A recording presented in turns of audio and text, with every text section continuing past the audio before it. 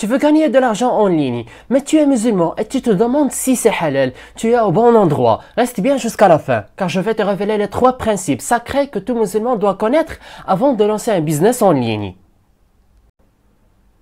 Le commerçant en ligne, une bénédiction du temps moderne. Le prophète, que la paix et la bénédiction soit sur lui, a dit: le commerce honnête et digne de confiance sera avec les prophètes, les véridiques et les martyrs. Rapporté par l'imam Tirmidhi.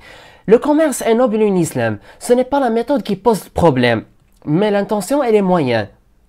Le business en ligne, ce n'est rien d'autre qu'un nouvel outil, comme la caravane du désert à l'époque. Ce qui compte, c'est ce que tu transportes avec cette caravane numérique. Mais est-ce que vendre en ligne, c'est forcément halal? Pas toujours. Je t'explique pourquoi dans un instant.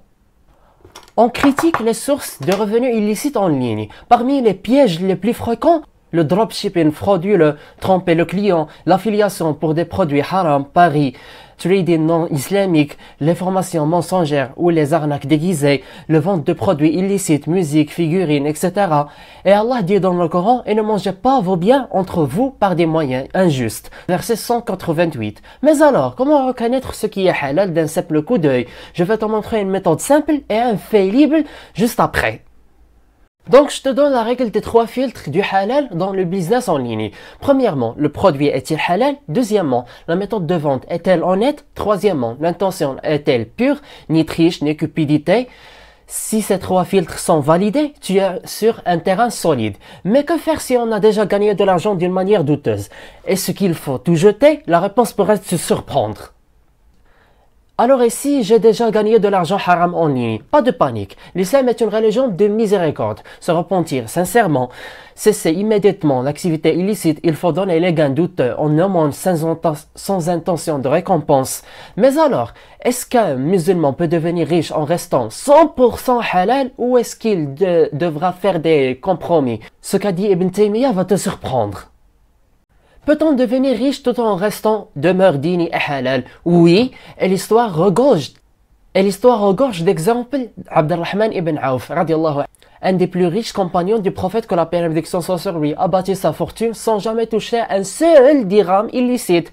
Et aujourd'hui, des musulmans lancent des boutiques halal, des formations utiles, des services éthiques, tout cela en ligne. Mais il y a un secret que peu de gens appliquent, qui multiplie les bénédictions dans ton commerce. Je te le relève maintenant. C'est l'intention. Multiplier les bénédictions. Le prophète, que la paix soit sur lui, a dit: les actions ne valent que par leurs intentions. Apporté par Bukhari et Muslim.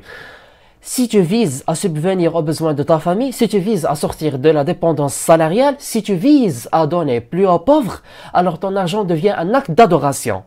Mais que passe-t-il quand tu combines l'intention sincère et stratégie intelligente? C'est là que commence le vrai secret de la réussite. Alors, le business en ligne stratégique selon l'islam. Tu choisis un produit utile, sunnah, éthique, bénéfique.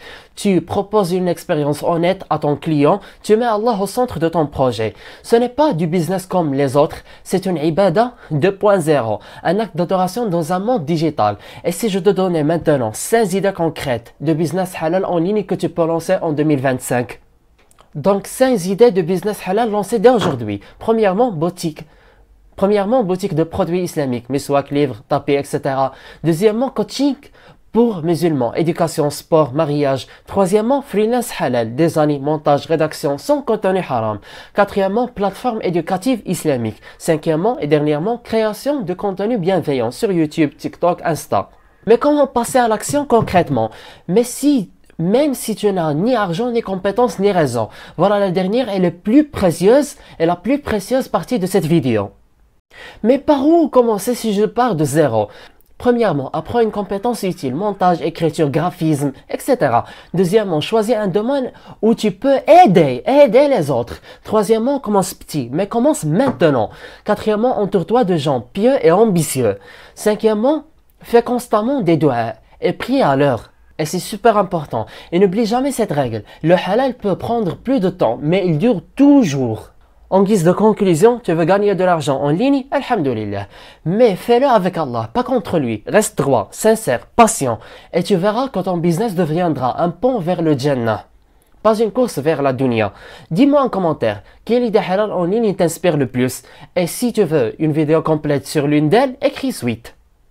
Et je m'interroge, comment es-tu intéressé à ce contenu sans que tu watches les vidéos précédentes dont on parle de la finance halal express? Watch-les, c'est un héritage cognitif à l'humanité.